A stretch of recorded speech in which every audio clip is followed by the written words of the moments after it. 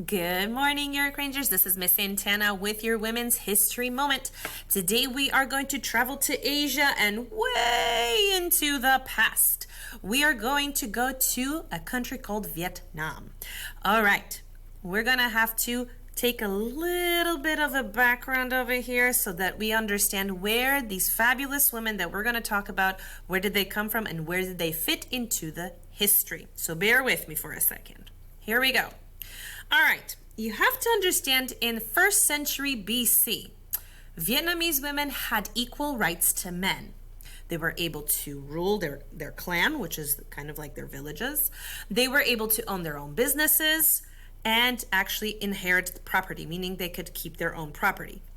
But their neighbor in China, which was right here, did not have the same rules. However, at the time, it wasn't called China, it was the Han Empire. And they were a lot more rich and they wanted more land. So what did they do? Well, they invaded the other places, meaning they went to battle and started conquering other places. And with their rule, when they got some more land, they started putting in their own way of ruling, which, unfortunately, was actually to reduce the women's rights in society, so more men were in charge. Well, here come these two sisters, Trong Trắc and Trong Nhi. They were born in 14 AD in Jiaoxi in rural northern Vietnam to a military family. These sisters grew up studying warfare and learning how to fight. So I don't know about you guys, I'm starting to make a kind of a connection to Mulan over here a little bit, but we're in a different place, still Asia, but in Vietnam, still learning how to fight. And check this out. So in 40 AD, so when they are about in their 20s, 30s, they raise an army. Craziness. They gather 80,000 male and female soldiers and generals. They actually have generals of women, which is totally unheard of, and they lead a first rebellion against the Chinese troops. What? And they actually have many victories. They took 65 citadels or these cities. They crowned themselves even as kings. They're like, we're not going to be called queens, we're kings. They completely changed the name too. They established a court. They resisted the Chinese for several years. I mean, that's kind of cool. They were these two sisters who led a whole army against the Han Empire.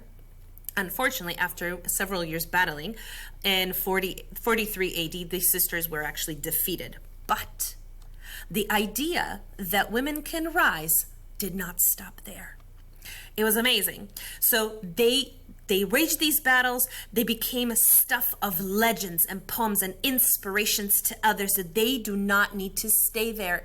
If you're unhappy, you can rise above and you can go ahead and fight back. Today's the stories, the poems, the plays, they're everywhere in Vietnam. On postage stamps, on posters, there's even statues dedicated to them, and even schools and temples and streets are named after them. I don't know about you guys, but that's kind of cool. All right, so the Trunk sisters, what you have to remember, my dear friends, they are known as the fierce sisters who fought to save their country. That was so amazing. All right, and just to prove that the spirit of fighting back continues, I found a really good video for us, guys. Here we go.